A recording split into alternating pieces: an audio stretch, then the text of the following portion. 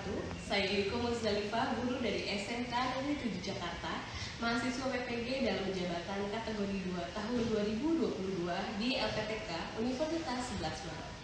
Hari ini, hari Kamis, tanggal 8 Desember 2022, saya akan melaksanakan uji kinerja praktik pembelajaran. Berikut video saya, selamat menyaksikan.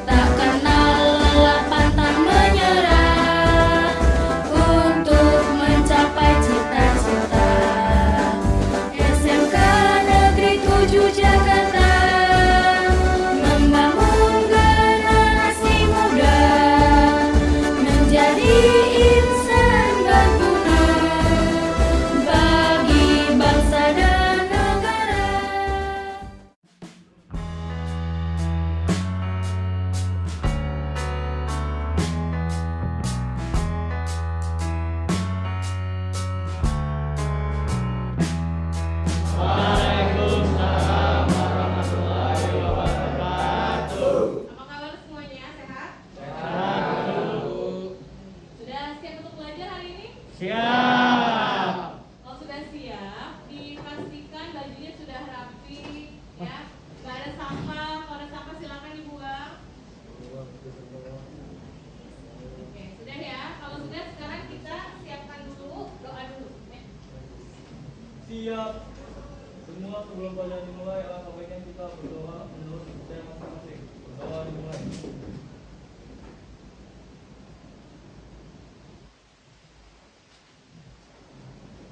Doa selesai. Salam. Assalamualaikum warahmatullahi wabarakatuh. Waalaikumsalam warahmatullahi wabarakatuh. Baik. Hari ini kita akan memasuki materi mengenai penegakan dan perlindungan hukum di Indonesia, ya. Tapi sebelum masuk ke sana, Ibu mau absen terlebih dahulu. Afni, Ahmad Sofyan, Fajir, Alfi, Wisnu, Cynthia, Aurelia, Umar. Baik. Ini adalah materi kita hari ini, anak-anak, ya. Jadi mengenai pelindungan dan penegakan hukum di Indonesia. Nah,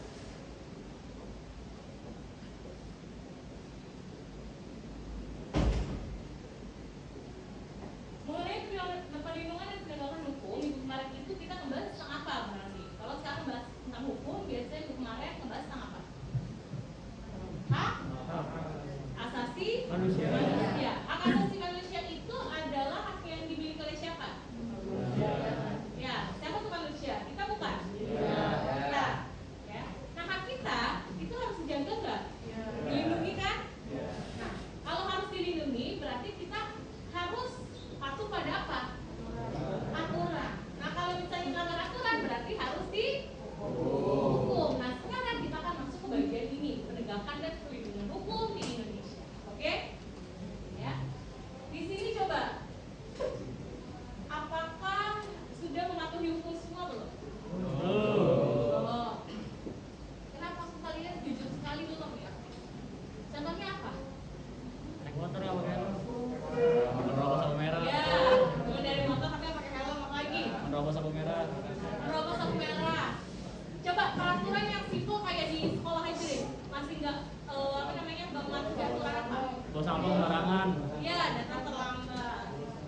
merokok sembarangan. Ke kantin pada saat jam pelajaran.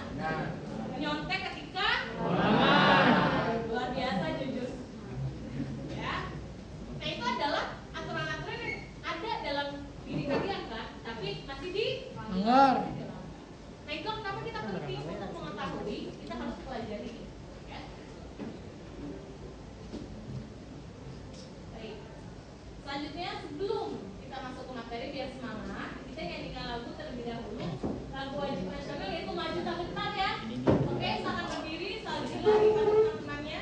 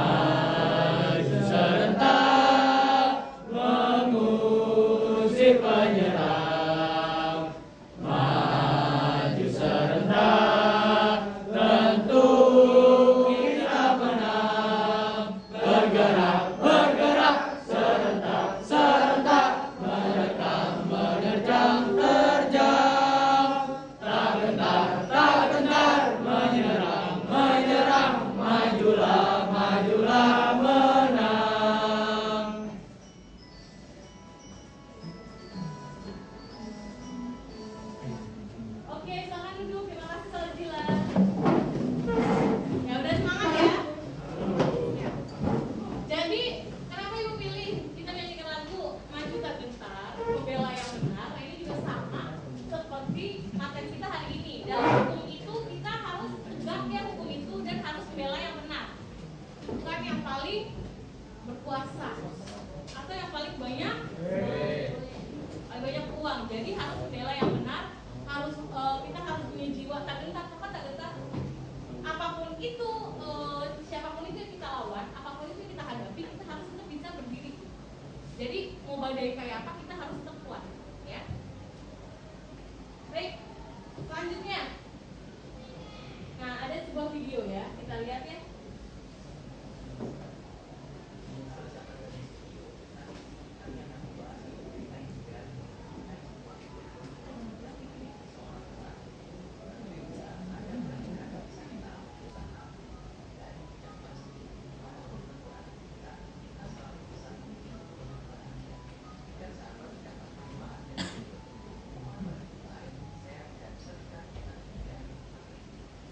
Oke, ada yang bisa menyimpulkan inti dari video motivasinya apa? Ya, Maulana apa? Bahwa ya yang bocor itu tidak selamanya jelek. iya, bahwa sebagai manusia walaupun kita punya kekurangan ya, tidak selamanya kita itu buruk ya kan? Kita semua punya kekurangan nggak? Iya, kita itu punya kekurangan dan punya aib ya. Cuma kadang kita itu terlalu fokus sama kekurangan kita dan nggak fokus sama kelebihan yang kita miliki ya kan? Misalnya kita merasa gue jelek ya, fokusnya di jelek doang ya kan? Padahal tangannya masih bisa kerja, kakinya masih bisa jalan, otaknya masih bisa dipakai untuk berpikir gitu. Coba kalau kita fokus sama kelebihan kita, kita nggak akan punya waktu untuk mikir kekurangan. Akhirnya kekurangan kita tertutupi sama kelebihan. Nah itulah hidup ya. Di sini yang merasa nggak punya kekurangan siapa? Yuda. Dan coba sebagai manusia kita sering nganggap remeh orang nggak? Sering ya. Misalnya ngelihat orang melakukan kesalahan, kita melihat kayaknya gimana? Atau orang tuh berbeda sedikit, kita langsung lihatnya negatif aja. Padahal boleh nggak kayak gitu? Tapi wajar nggak? Ya, tapi kita harus paham bahwa semua orang itu punya kekurangan. Ya. Nah ini kompetensi dasarnya ya, ada 4 kompetensi dasar. Nah 3.2 itu kita akan menganalisis praktik perlindungan dan penegakan hukum untuk menjamin keadilan dan kedamaian. 4.2 yaitu menyaji hasil analisis tentang praktik perlindungan dan penegakan hukum menjamin keadilan dan kedamaian. Nah ini indikator pencapaiannya ya. Jadi apa sih yang mesti kalian capai dalam pembelajaran ini? Ya. Nah ini yang indikator pencapaian kompetensi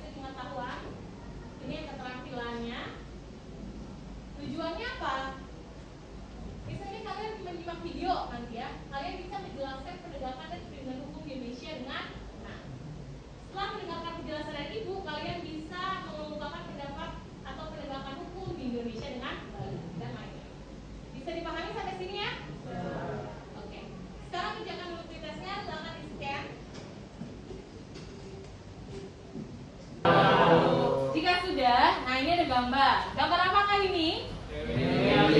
Dewi apa namanya? Apa makna gambar Dewi Temis di depan? Ya, Romika gimana? Tentang keadilan hukum. Tentang keadilan hukum. Jadi, kenapa kamu bisa bilang ini tentang keadilan hukum? Apa yang menunjukkan itu? Karena kayak kita harus tutup mata gitu kalau melihat hukum itu sesuai sama ininya, apa namanya, ya keseimbangannya gitu dari masalah itu. Iya, jadi kita lihat di sini si perempuan si Dewi Temis ini menggunakan menutup mata, ya kan? Ya. Dimana kita itu hukum artinya tidak boleh memandang siapapun, apapun itu bentuknya, jabatannya, kekuasaan yang dia punya. Sehingga ketika dia megang timbangan itu harus adil. Adil di sini itu bukan sama rata sama rasa, tapi apa? Sesuai dengan porsinya masing-masing. Kalau misalnya adil itu sama rata sama rasa, berarti semua penjahat itu hukumannya sama dong. Kan padahal kejahatannya beda-beda. Misalnya dia membunuh, tapi dia bukan hanya ya, tapi dia misalnya membunuh saja. Tapi ada juga yang membunuh, merkosa juga. Ada juga yang membunuh, merkosa, dan mutilasi.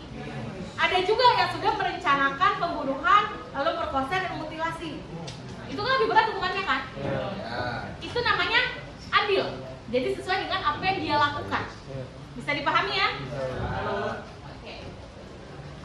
Nah, ini gambar apa? Apa yang bisa kalian baca dari gambar ini? Banyaknya iya, kasus kejahatan. Paling banyak di bagian apa? Pencurian. Pencurian. Ternyata ini paling banyak ya. Apakah di sini ada yang pernah mengalami pencurian?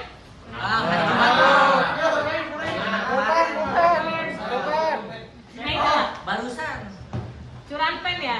Iya, Bu. Nanti nggak dicek di tas temennya yang bunyinya tuh paling berisik ya. Ini banyak tuh ya.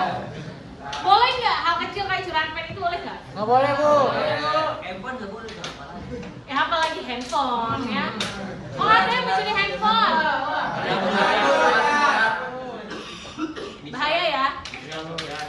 Nah, kalau pencurian itu emang bukan hal yang paling gampang ya, tapi kayak yang paling praktis dilakukan ya nggak sih untuk mendapatkan keuntungan. Sedangkan kalau yang lain tuh kayak lebih butuh effort gitu ya. Nah, sehingga ini yang paling banyak dan memang orang itu rata-rata melakukan kejahatan karena masalah ekonomi. Ya. Jarang dengan masalah lain. Akhirnya pencurian itu menjadi kejahatan yang paling dan bisa kita simpulkan tiap tahun naik apa enggak? Naik kan sedih ya? Kan naik pokok kejahatan. Nah, ini adalah Presiden Jokowi ya. Kita lihat apa sih yang disampaikan Presiden Jokowi di sini?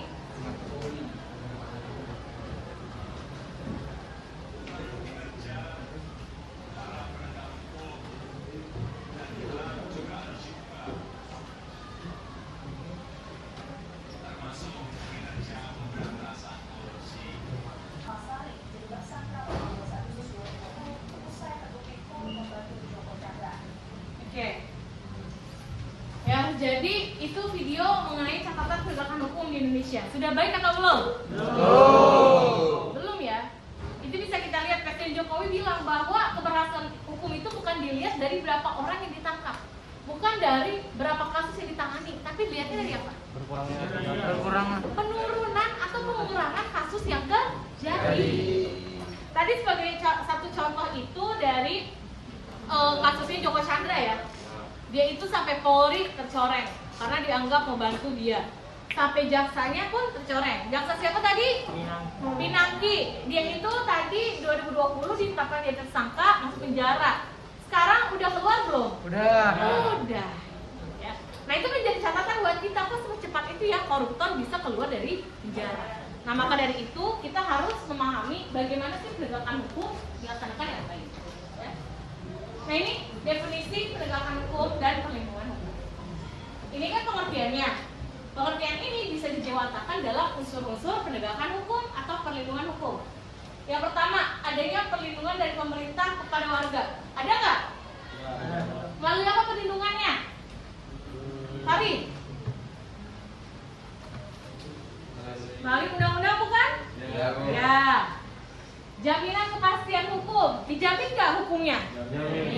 dijamin, ya. Terus berkaitan dengan hak warga negara, iya enggak? Ya. Dan kalau melanggar dapat sanksi hukuman, ya. Itulah perlindungan hukum. Nah, gimana sih caranya supaya berhasil? Nah, menurut Surjono Sukanto ada unsur-unsurnya. Hukumnya harus ada nggak? Ya. Logikanya, kita mau hukumnya ditegakkan, tapi nggak ada aturan. Misalnya kalian mau kalian ke sekolah nih jam 8, tapi nggak ada aturan di sekolah itu masuk harus jam 6:30. Salah nggak kalian masuk jam 8? Nggak salah. Makanya harus ada hukum nggak? Supaya bisa ditegakkan. Jadi nggak akan ada sesuatu yang bisa ditegakkan kalau nggak ada aturannya, nggak ada dasar hukumnya. Penegakan hukum atau penegak hukum itu siapa sih orang-orangnya? Jaksa, terus hakim, terus polisi, terus advokat atau pengacara, terus KPK, ya, itu penegak hukum. Tapi banyak nggak penegak hukum yang tidak melaksanakan tugasnya dengan baik? Diapain biasanya? Masyarakat juga ngaruh nggak? Ngaruh. Kita sebagai masyarakat kalau merasa hak kita dilanggar harus langsung lapor polisi. Dan kita ini, kalian tuh masyarakat gak sih? Kalian itu calon para penegak hukum gak? Iya, kita nggak ada yang tahu. Ketika kalau kalian calon para penegak hukum, tapi kalian tidak menjalankan itu dengan baik, ntar hukum kita bisa berjalan dengan baik gak? Enggak. Jadi kuncinya di mana sih sebenarnya? Di generasi penerus, yaitu kalian kan? Sarana atau fasilitas yang mendukung, contohnya apa? Pengadilan, terus penjaranya, kantor polisi, ya, dan kebudayaan. Oke, sampai sini ada pertanyaan anak-anak? Ya. Nah, ini adalah polisi, ya. Peran-perannya itu apa aja sih? Ini salah 4-nya. Melakukan penyidikan, penyelidikan, memberhentikan orang yang dianggap mencurigakan. Misalnya nih, Novel, lo pakai tato ya? Ya, udah punya tato? Enggak. Mau punya? Ya kalau punya nggak apa-apa ya. Ya paling kamu diusir mama. Nggak bener dianggapnya. Novel misalnya punya tato, kan orang bertato itu punya stigma negatif ya. Boleh nggak polisi berhentikan Novel? Boleh. Karena dia punya hak untuk itu. Karena dia itu tugasnya itu melindungi masyarakat. Takutnya dia itu Novel tuh punya niat jahat, makanya diberhentikan. Kalau dicek nggak ada, ya udah selesai sampai di situ. Oke? Baik. Nah, ini tugas kelompoknya ya. Silahkan kalian cari kasus mengenai perlindungan dan penegakan hukum di Indonesia. Kalian nanti silahkan diskusi, buat PowerPoint-nya yang sederhana aja. Lalu nanti ada kasusnya, ada penyebabnya, dan ada solusinya. Bisa dipahami ya? Ya, ini formatnya, ntar bisa kalian kreasikan sendiri PowerPoint-nya. Ada pertanyaan sampai sini? Oke, kalau nggak ada sekarang silahkan duduk sesuai kelompok. Ayo. Kenapa sih kalian rasa pemerkosaan? Ini salju memang Bu. Bisa dikosong lagi Bu. Saya kan Korupsi banyak kan kalau korupsi terlalu berat Bu. Ya udah kan kira-kira nih kok nggak penegakan hukumnya kok kurang ya? Kok kurang ditegakkan ya? Kan banyak korupsi gitu. Apa-apa? Cuma udah iya. Selanjutnya bagaimana lagi? Di lain waktu. kata ini terakhir. Sama ini Heri Wirawan. Sama apa beda ini? Beda. Itu lu Heri Wirawan. Pemerkosaannya siapa? 13 santri. Iya, Sama dong. udah lah nggak apa-apa. Ada waktu 15 menit lagi. Ini kasusnya apa nih?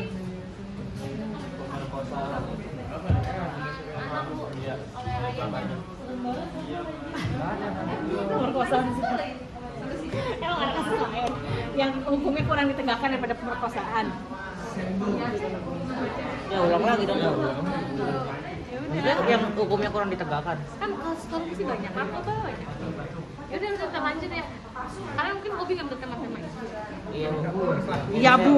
Sobat. Nah kalau ini kasusnya apa nih? Bayu Setiawan, Korupsi. Nah, 400 juta dari kader PDIP. cuma kalian. yang nggak pemerkosaan ya. Bu, kita nambah apa dong? Apa namanya, kan kita kan ada solusi dari hukum negara sama hukum kita menurut kita pribadi. Iya boleh, bagus. Jangan lupa nanti dikasih sertakan solusi menurut kalian ya. Jadi sisa solusinya tuh apa? Tapi kalian tambahin solusi menurut kalian tuh apa? Ya.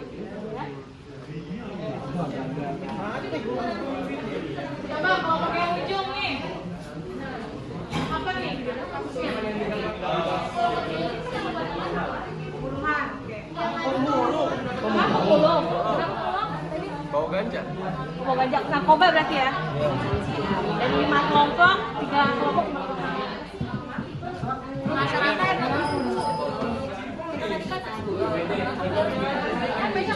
Jadi jangan hanya kasus penegakan hukum, kasus narkoba gitu, dari segi kejahatan dicari.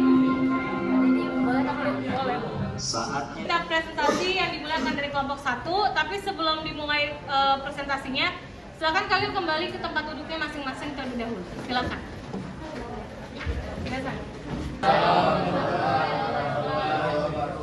Kami dari kelompok 1 ingin mempresentasikan hasil diskusi kami tentang penegakan dan perlindungan hukum di Indonesia.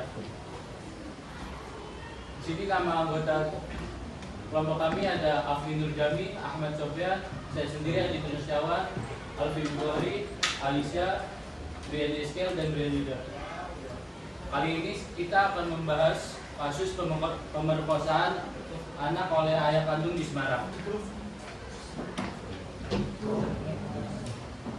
Latar belakang. Jadilah di latar belakang ini seorang ayah kandung yang memperkosa putrinya yang berumur 8 tahun. Putrinya ini sedang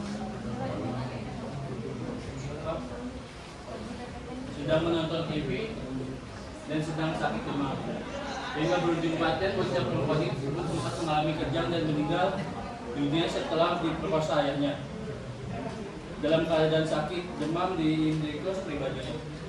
Kematian korban awalnya tidak dicurigai oleh pihak warga. Hingga terbitnya surat dari dokter. Dalam surat tersebut dokter menemukan bukti kematian tak wajar, hingga menemukan luka akibat kekerasan seksual di vagina dan dubur korban. Kronologi dari kasus Selasa pada tanggal 22 Maret tahun 2022, kasus pemerkosaan Roka kepala ibu kandung korban merasakan kejanggalan akan kematian putrinya setelah keluar surat keterangan dokter hingga mendorongnya melaporkan WD ke polisi. Maka bocah itu pun dibongkar untuk menemukan fakta-fakta yang mengandung pada terungkapnya kasus pemerkosaan oleh WD. Jenazah korban kemudian dibawa ke RSUP dan Karyadi Semarang, Dr. Karyadi Semarang untuk dilakukan autopsi hingga terungkap adanya pemerkosaan oleh ayah kandung. Proses pembongkaran hingga otopsi merujuk pada terungkapnya fakta ayah kandung menjadi pelaku pemerkosaan. Terus korban diperkosa di indekos pelaku pada Jumat 18 Maret lalu saat berkumpul bersama dua saudaranya. Ibu korban menjemput kedua anaknya dan meninggalkan korban yang kala itu sedang demam. Saat korban tengah berbaring sendirian menonton televisi, aksi bejat WD pun dilakukan dalam kondisi sakit dan demam.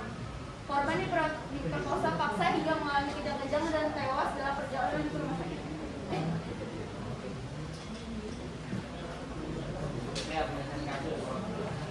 Hukum dan undang-undang WD mendapatkan sanksi dan hukuman kurungan selama 5-15 tahun dengan denda maksimal 5 miliar. Hal ini tertuang dalam pasal 81 Undang-Undang Nomor 35 Tahun 2014 tentang perubahan atas Undang-Undang Nomor 23 Tahun 2002 tentang perjalanan. Solusi dari kasus ini seharusnya keluarga lebih peka akan kematian yang janggal terhadap korban dan lebih menaruh perhatian sehingga korban bisa diselamatkan dari itu. Dan pelaku harus bisa melawan hawa nafsu. Sekian, terima kasih. Ada yang ingin bertanya?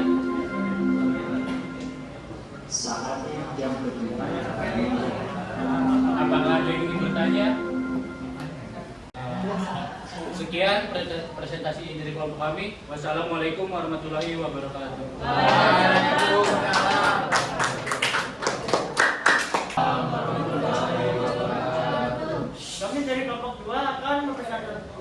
mempresentasikan hasil dari tugas kami tentang peradilan dan penegakan hukum di Indonesia. Kali ini kami akan membahas tentang kasus ex-komisioner KPU Wahyu Setiawan. Dalam kelompok kami beranggotakan ada Dona Wildan, Eko Budi Setiawan, saya Maju Jafar, Faridul Zema, Gabriela Wiana, Gali Raka, Hermawan, dan Ikhwan Ihsan. Wahyu Setiawan dan kasus korupsi yang pernah menjerat komisioner KPU. Wahyu diduga menerima uang rupiah 40 juta dari kader PDIP dalam kasus kursi panas yang ditinggalkan almarhum Nazarudin Kiamas yang mendapatkan suara terbanyak di pemilu legislatif di Sumatera Selatan. Penyebab diperkelahian Wahyu Setiawan dalam perkaranya, Wahyu terbukti menerima suap sebesar 600 juta dari kader PDIP Saiful Bakri dan Harun Masiku. Suap tersebut berkaitan dengan upaya agar caleg PDIP Harun Masiku terpilih menjadi anggota DPR RI periode 2015-2024 menggantikan Nazarudin Kiamas yang meninggal dunia, sedangkan yang bersangkutan tidak memenuhi syarat. Selain itu, Wahyu juga terbukti menerima gratifikasi sejumlah 500 juta dari Gubernur Papua Barat Dominius Mandakan. Uang itu diserahkan melalui perantara Sekretaris KPU Provinsi Papua Barat, Rosa Muhammad Tamrin Payoko.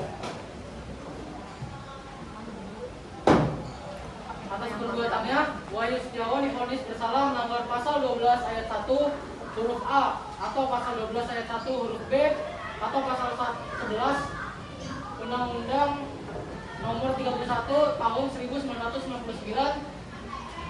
MA tambah Mahkamah Agung tambah hukuman ex-komisioner KPU Wahyu Setiawan jadi 7 tahun. Wahyu Setiawan terancam diberhentikan secara tidak hormat, dipenjara sesuai hukum yang berlaku, dan juga terdakwa terancam untuk dimiskinkan. Lalu terdakwa juga didenda sesuai keputusan dari hukum yang berlaku dan cek saluran dana kekayaan yang dimilikinya. Itu saja dari kelompok kami. Apakah ada yang mau bertanya?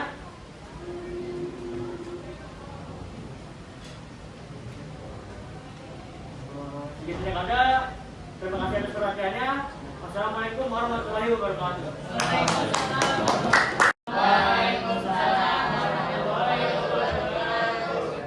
Kami dari kelompok 3 ingin mempresentasikan tugas tentang penegakan dan perlindungan hukum. Dan untuk yang pertama ada kelompok kami ada Julia, yang kedua ada saya sendiri Kevin, yang ketiga ada Ahmad, yang keempat ada Adrian, ada Mija, Surya, Kaira, dan terakhir Mutia.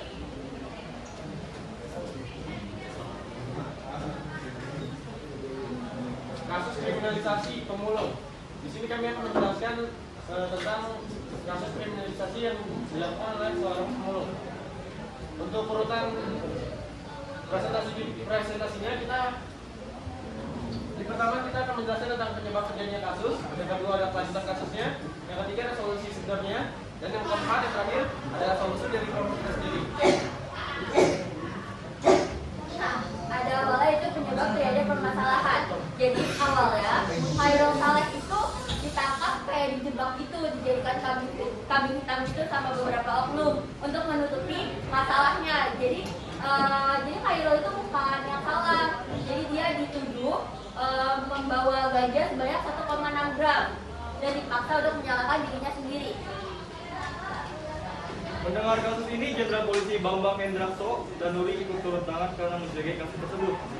Pada akhirnya rekayasa yang dibuat oleh beberapa oknum polisi pun tercium dan diketahui bahwa ada 4 oknum polisi yang terkait dengan rekayasa tersebut. Oknum-oknum tersebut adalah Aibtu Suyanto, Brigadir Rusli, Aibtu Ahmad Rianto, dan Brigadir Diki. Solusi sebenarnya dalam kasus tersebut, Khairul Saleh akhirnya terbebas dari hukuman yang akan diberikan kepadanya dan oknum-oknum tersebut mendapatkan sanksi berupa penurunan pangkat, mutasi, dan penundaan kenaikan pangkat.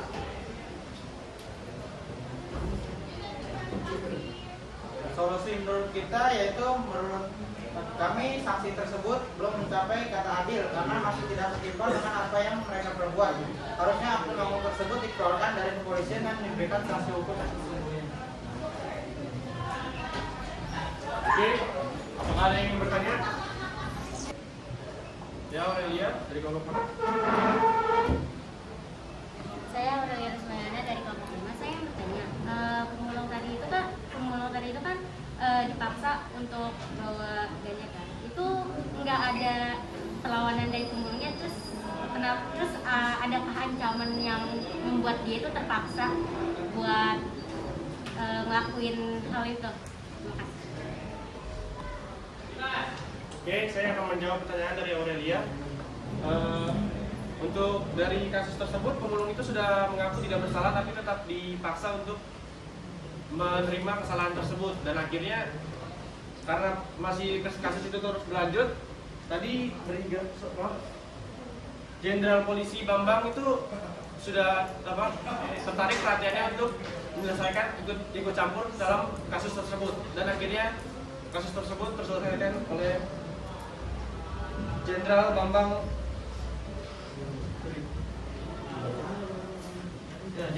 Indraso.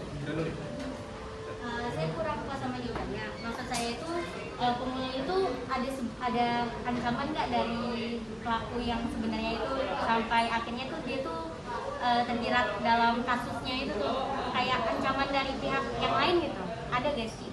Dari pemulungnya itu disuruh ngaku apa dia emang benar-benar bawa itu ganja. Berdasarkan informasi yang saya ambil dari internet itu, pemulung itu dipaksa mengaku. Jadi memang diancam, tapi tidak diancam dalam bentuk fisik di pemukulan sampai dia mengaku, tidak. Seperti itu. Terima kasih atas jawabannya. Ya, apakah ada lagi yang ingin bertanya?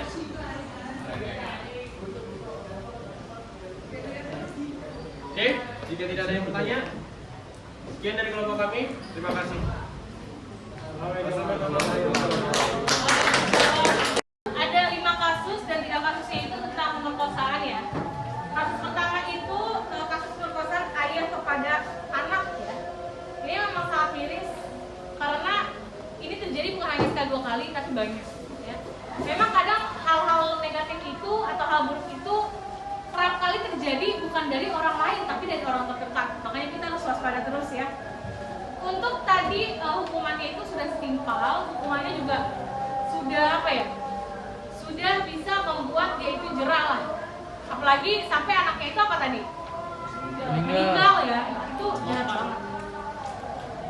Terus kasus yang kedua itu ex-komisioner KPU Wahid Setiawan itu disuap ya untuk kasus korupsi. Disuap supaya ada salah satu orang yang bisa menjadi anggota DPR. Makanya kita itu kalau punya jabatan, kita punya kekuasaan, kita punya wewenang lebih tinggi nggak? Ya. Sehingga itu jadi godaan buat kita. Jangan sampai ketika kita punya kekuasaan, malah kita manfaatkan dengan hal yang tidak baik. Ya. Siapapun yang punya kekuasaan, semakin tinggi, itu semakin gede godaannya. Makanya kalau nggak hati-hati bisa seperti itu. Apakah kasus korupsi kayak gitu cuma satu? Ya. Banyak, nggak usah jauh-jauh yang kasus korupsi kayak gitu.